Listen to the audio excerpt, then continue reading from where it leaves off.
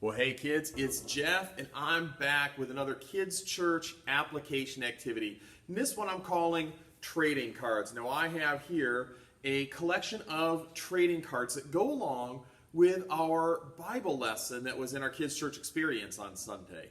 Now, you can have these trading cards too. I've got a whole bunch of them printed out. They're in a little container outside the doors of the church building.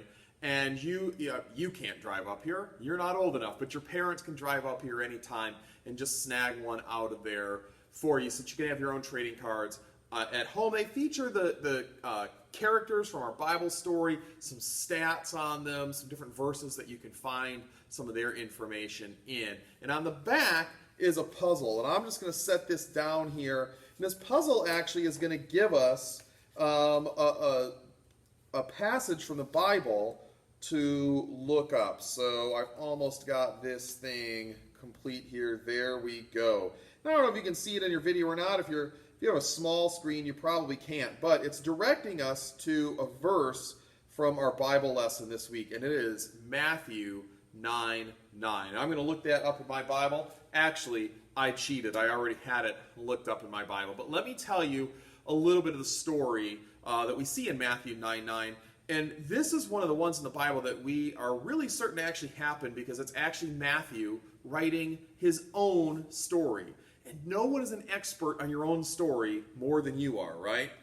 So Matthew says, as Jesus was walking along, he saw a man named Matthew sitting at his tax collector's booth. "Follow me and be my disciple," Jesus told him. So Matthew got up and followed him. Now later, Matthew invited Jesus and his disciples to his home as dinner guests, along with many tax collectors and other disreputable sinners. That means lots of bad guys. But when the Pharisees saw this, they asked his disciples, "Why does your teacher eat with such scum?" Wow, nice guys, right? When Jesus heard this, he said, "Healthy people don't need a doctor, sick people do." And then he added, "Now go and learn the meaning of this scripture.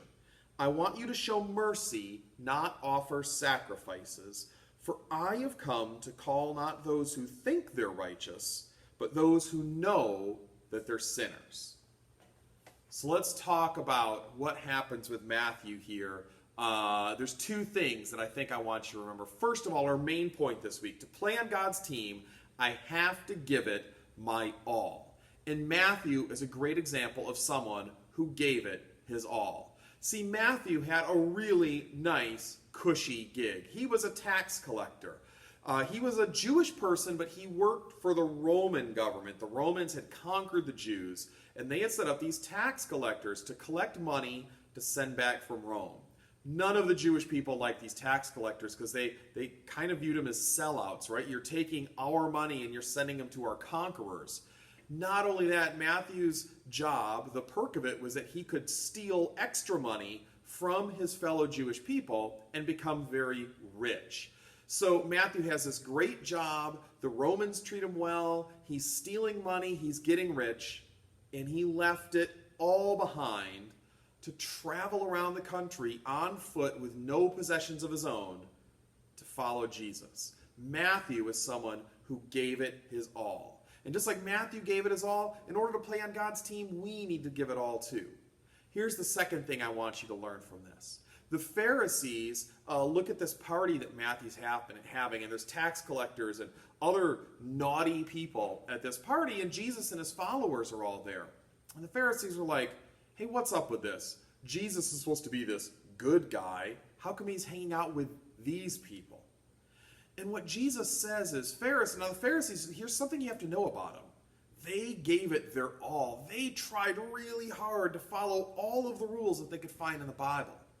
But what Jesus says to them is, listen, I'm not looking for people who just are trying to follow the rules. That actually, it seems like you're giving your all, but it isn't. You're not giving your all at all. I want people who follow me with their whole heart. I want people who know that they've messed up and aren't trying to cover it up, but really love God. Love enough to be able to say, I am messed up and I need help. I need someone to save me. I need Jesus. So the Pharisees seemed like they were giving it all, but they really weren't. They were just trying to do things so that they looked good. They didn't want to give their heart to God. They didn't want to tell Jesus, I love you, I need you. So this week, first of all, I would love to encourage you to get a set of these trading cards. There's lots of really fun information, artwork, things like that on there. Here's Matthew's. We just talked about Matthew. There's his trading card right there. So get a set of these. That would be a lot of fun for you at home while you're, kind of social distancing right now. But I want you to remember his story. It's found in the book of Matthew, chapter 9, starting in verse 9. So that's easy to remember, right? Matthew 9:9. Read his story and remember, Matthew gave it all. He gave up everything, and he was a pretty wealthy guy in order to follow Jesus. And remember the example of the Pharisees too.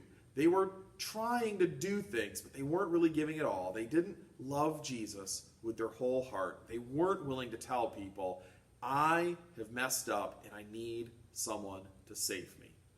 So, remember to play in God's team, I have to give it my all. Jesus is not looking for people to only give, as Ricky would say, 46.4%.